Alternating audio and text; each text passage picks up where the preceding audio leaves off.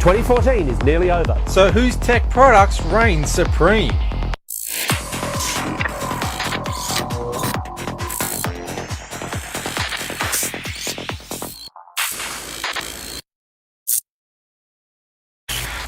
Welcome to Vertical Hold, the tech show where we channel surf through the headlines in search of the big picture. I'm Adam Turner and I'm joined by a jolly fat man with a beard, Alex Kidman. Alex, what's new in tech? Motorola's managed to snag the crown of what will probably be the last smartphone released in Australia in 2014 with the recent release of the Moto X. The 16 gig variant will sell for $749 in basic black or $789 if you want the snazzy wood finish. In other smartphone-related news, Samsung's announced that the Gear VR headset for the Galaxy Note 4 has slipped into 2015 in terms of Australian availability. NBN Co has finally signed deals with Telstra and Optus to acquire their HFC cable networks along with Telstra's copper network and roll them into the new look NBN. With these deals locked away, we should now see a deal with iiNet to acquire access to the former neighbourhood cable networks in Mildura, Geelong and Ballarat. The Pirate Bay is down, and then it's back up again. You can't keep a good, or possibly evil, torrent tracker down, but the Swedish authorities have certainly had a red-hot go raiding the Pirate Bay and shutting its Sweden-based servers down. That hasn't stopped a bunch of imitator Pirate Bay sites cropping up, including one in Costa Rica. Now, based on where that is, that would make them, wait for it, Pirates of the Caribbean. God, who writes this stuff? Oh, that's right, me. Telstra has received a $100,000 fine from the ACCC for full-page advertisements for the iPhone 6 which understated the full cost of the phone. While the true charges were in the fine print, the consumer watchdog still slapped them with a significant fine. Telstra, while it argues that it didn't do anything wrong, has agreed to pay the fine and also change its advertisements. So Adam, the Pirate Bay is both up and down. It's Schrodinger's Pirate Bay. Yes, it is. But will anyone ever actually squash pirate sites? No, because it doesn't work that way. It really is a Hydra situation where you cut off one head and two grow back. There's a dozen different versions of the Pirate Bay itself. There are competing services. You can block them, you can take them down, they'll pop up somewhere else. There are proxy filters to get around them. There are RSS aggregators you can turn on your VPN. There's no way that you are going to completely wipe this stuff out, and the people who are trying to must know that. Yeah, I mean, it's both a technological arms race as well as a kind of societal thing.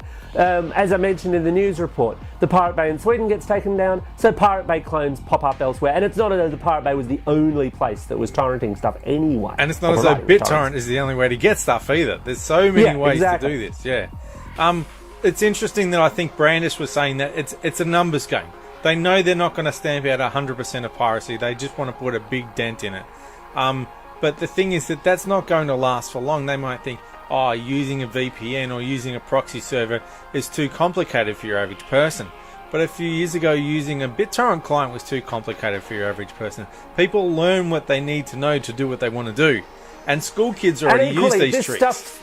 Equally, I think this stuff also gets simplified over time. Yes, if you actually ask the average person, hey, how does the BitTorrent protocol work? They'd scratch their heads and scratch their backsides and have no idea at all. But if you ask them, how does your BitTorrent client work, they'd say, oh, I click on this, and then the stuff starts downloading. And whatever the next sharing or piracy thing that comes along is, invariably someone will write a simple front end for it, and that's what people will use.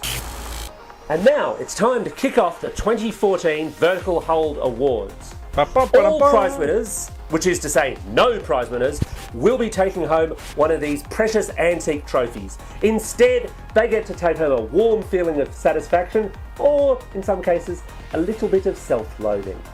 Now, on with the awards. And our first category, which is a really hotly contested one, we had to debate this long and hard, and it's for the best smartphone of the year. Adam? And the winner is LG's G3. Now, Alex, that's a bit of a controversial one. Why did you back the G3? The man has his big prop.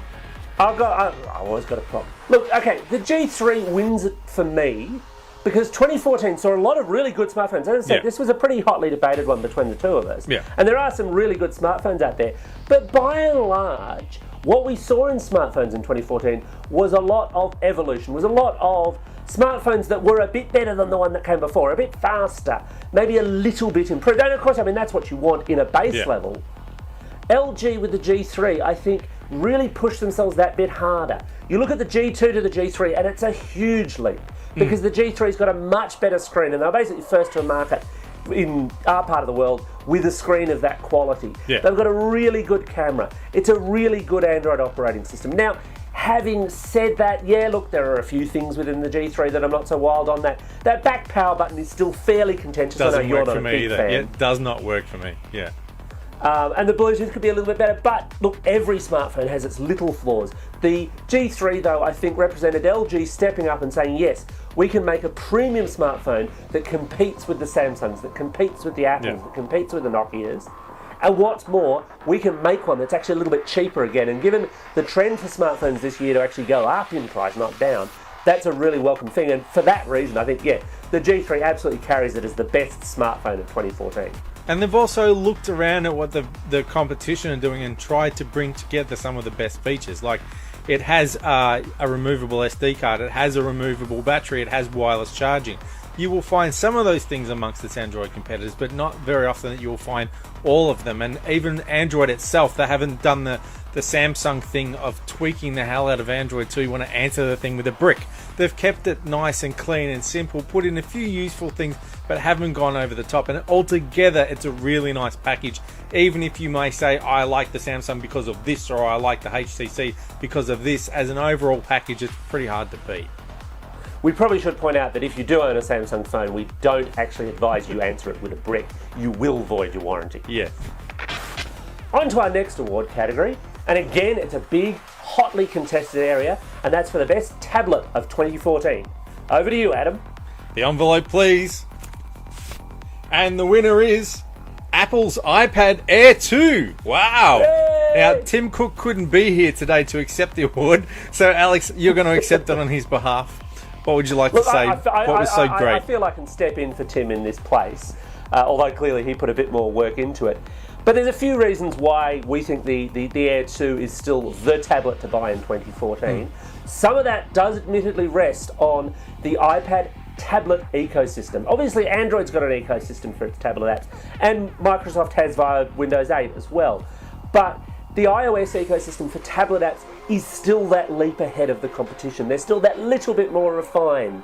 There's still that little bit better place where in Android you'll still find things that scale up weirdly or don't work well on one tablet or another. Apple's iron grip on what the Air 2 can do meant that, yeah, basically from day one it just worked, and that's kind of what you want out of a tablet. But there's a bit more to the iPad Air 2 than that, isn't there, Adam? Well, I was really amazed at how much of a step up it was from the last one in terms of performance. And a lot of that comes from the fact that it's the first iGadget to have 2 gig of RAM under the bonnet. But you'd think after the original iPad Air, you could, relax a little bit, sit back, make the next one, the iPad Air 1S, and then the next year come out with a big one. But this thing thumps its predecessor like 60-70% in the benchmarks. It is ridiculously thin. It is thinner than the iPhone 6. They really have gone all out. You'd think you'd hold something back. I got no idea what the hell they're going to do next year because they really didn't hold back on this. More batteries in it. Yes, absolutely. That's what they should Make do the next damn year. thing this much thicker and put a bigger battery in it. It is one of the things where it's almost become a laughing point amongst it is a laughing point amongst competitors that the battery could be better in these things. The iPad actually stands up better, we'll say, than some of the iPhones do. But yeah, there really is an opportunity here. Don't shave off a millimeter. Give us an extra couple of hours of battery life. But all up, yeah, it is a phenomenal effort when you would have thought that maybe they could hold back for a year and then deliver something like this next year. On to our next category, and it's for Notebook of the Year. Notebook. Unfortunately, this truly ancient, frankly, seriously heavy model is not up for contention. And that's because, Adam, the winner was... We've tallied the votes and getting a grand total of 2 votes out of 2. Bit controversial, Microsoft Surface Pro 3. Now, how does a hybrid thing win Best Notebook, Alex? Well, I think the reason that a hybrid thing, and I'm not sure that Microsoft would be particularly happy with this. I haven't seen it written on their advertising. Hybrid thing, says Adam Turner from the City Morning Herald. Maybe they should pick up on that. They seem to like picking up journalist quotes for their advertising. The best hybrid thing, according to tech journalists. But leaving that aside for a second, the thing is, 2014 saw lots and lots of hybrids because there was only so far that you could take, that thin Ultrabook model, because they wanted to make sure that they didn't give up a lot of that market to tablets, because they still wanted to make money out of these things. And whilst there's that fierce battle with Chromebooks and Windows 8 with Bing kind of things, that's still not making anyone real money. No. The Surface Pro 3 wins it because in terms of what you want to do with a laptop, in terms of productivity as well as enjoyment, it's easily the best of the bunch. It's premium price, but you get those premium features. It's really nicely built. It feels good in the hand. That screen is great, and it's really powerful underneath. There were other competitors, like Lenovo's Yoga Pro 3, for example. Beautiful looking thing, but because of that Core M processor underneath, it's not quite up to the specs of the Core I's that you get in a good Surface Pro 3. And that means the Surface Pro 3 is the one that I would ultimately buy. The great thing about the Surface Pro 3 is it knows exactly what it wants to be. They're not playing the iPad anymore. They're not trying to out-iPad the iPad. They very clearly aim it as a notebook replacement. They target the MacBook Air. They've actually made the screen bigger on this thing. It's more, and changed the aspect ratio a little bit, so it's now like an A4 page. It knows what it wants to be. They've listened to feedback. They've improved it in pretty much every area. Even from the first to the second, there are improvements again. The kickstand, the way the keyboard works, the screen, everything about it, they're really listening to customer feedback and nailing what it is you want from a hybrid device. Because hybrids were novelties for quite some time. They're getting past the novelty and saying, let's actually make this work as a device where you might go, you know what, I don't need a notebook and a tablet anymore. And they really have done a beautiful job. And now we come to the award that, frankly, nobody wants to win. This is for the worst product or tech decision of the year. And whilst we had fierce debates about the other categories, this one was the easiest one to pick. We were in total 100% agreement from day one. Yes. Adam, who's taking home the brown gong? I don't have to check the envelope for this one. It is definitely the decision to kill the NBN. The NBN is dead. It is in no way, shape or form anything like what it started out, not only under Labor, but also what it started out under this government as well. How badly have they changed it from the original concepts, Alex? What's gone wrong here? Well, let's see. You can talk about the technology not being up to scratch for it to be a national broadband network. Yes. And I think that actually does carry. We're going to rely on what is actually going to be some identically priced copper to what we were going to pay before, because they have admittedly finally signed their agreement with Telstra and with Optus to take over the HFC, great stuff that we had in the 90s, which they're going to have to spend money on upgrading. A lot of money if they do it right. Which they're going to have to spend a heck of a lot of money on upgrading till they finally rip it out and put actual fibre in, which, might, maybe, perhaps be the way to go. But even leaving the technology aside, they've made so many other decisions contrary to what they were elected for. They've dumped the timing on when it's actually going to appear for the majority of Australians. They've dumped minimum speed guarantees in both directions. I mean, uploads is the thing that people always ignore, but it's gone now. Yeah. They've dumped uniform pricing. So if you're in the bush, not only are you going to get it later and slower, you're also going to pay more for it. Yeah. And they may subsidise that, but that just means, well, great. That means the big telcos are going to get money out of the government, out of the taxpayer pockets, from here to eternity. Whoopee! That sounds like a great plan to me. Well, no, the original idea of the NBN was not to give us faster internet. That was what we were going to get, but that was not the point. The point of it was to start again, a level playing field. Everybody gets the same, and also there's not one ISP, one telco that can call the shots and hold the country to ransom. All of that has been lost. The thing's now going to be a fragmented mess.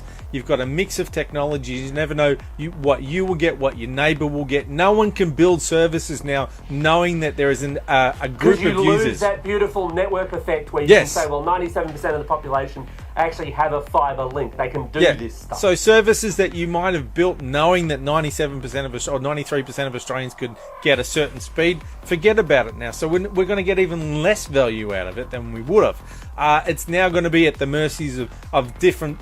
they're even letting people build competing infrastructure and then saying you can build competing infrastructure to the NBN, but then you have to share it. Now, we've had that situation where one group owned the copper and shared it, and how did that work out for us? Not so good. So, Alex, it's not an end-of-year show without tech predictions. What do you think is going to be big in 2015? Well, Adam, through a careful process of reading the tea leaves, I've come to the conclusion that the or one of the big things in 2015 is going to be wearables. Now, we all know that I love a wearable. I'm a big fan of them. But the thing with wearables in 2014 is that they've been incredibly immature, and I don't mean that they've been going around giving each other wedgies. I mean that the market for them has been immature, and exactly, thank you, you know that one well, obviously. I mean, the market for them has been really immature in that if you bought into a wearable, you were generally buying into a single ecosystem. So you were buying any of Samsung's endless array of Gear watches, which curiously only seem to work with Samsung Android devices, or you were thinking of buying, because you can't buy them yet, an Apple Watch, which does exactly the same thing but on the iOS side. Or you were buying a fitness band that only worked with that fitness band's app and didn't really pass data around. And I think what we'll see in 2015 is we'll see an evolution of that model, and we're starting to kind of see it already, but we'll see an evolution of that model where we'll actually get wearables that talk to each other. We'll get wearables that share data. We'll get wearables that you might want to have on your wrist for more than a year or two, even if you do change phone models, because you know, right, well, it's still tracking my fitness or my heart rate, or it's still giving me my appointments or whatever, and it doesn't matter that I change phones because my data will travel with me. And that's where wearables will really start to become an integral part of more people's lives, as opposed to what they are at the moment, which is a bit of a geeky obsession. I can't deny that. I love wearables, but I think 2015 is the year where wearables can really start to emerge. So Adam, if you gaze into your personal crystal ball, not too deeply mind, what emerges as one of the big tech trends that you think is going to be huge in 2015? I think smart home gear and the Internet of Things is definitely the thing to watch. I think this is the year when it's going to go from bits and pieces to being more of a unified solution. The big one to watch is Google. It's about 12 months since Google acquired Nest, which is the smart home thermostat, and they're now starting to do stuff with that. Recently, you can now control your Nest thermostat with Google Now. This doesn't work in Australia yet, but it does put pressure on all the vendors to lift their game. We've seen people like Belkin fleshing out their ecosystem with smart light bulbs, and it's the plumbing that puts it all together which is going to be big. I know that If This Then That, which is an online service which lets smart devices talk to web services, they've got some big announcements planned for CES. I think that this CES is going to be all about wearables and Internet of Things. Last year, sort of Ultra HD television stole the spotlight, but I think wearables is what it's going to be. Sorry, wearables as well, but smart gear and Internet of Things, but not bits and pieces, but making it all work together. And that's the secret to this, is not just offering you a smart gadget, but a way to tie all your smart gadgets together into a smart home. And that just about wraps it up for another episode and another year of Vertical Hold. But don't worry, we'll be back in 2015. Thanks for watching, and if you like what you see, don't forget to subscribe.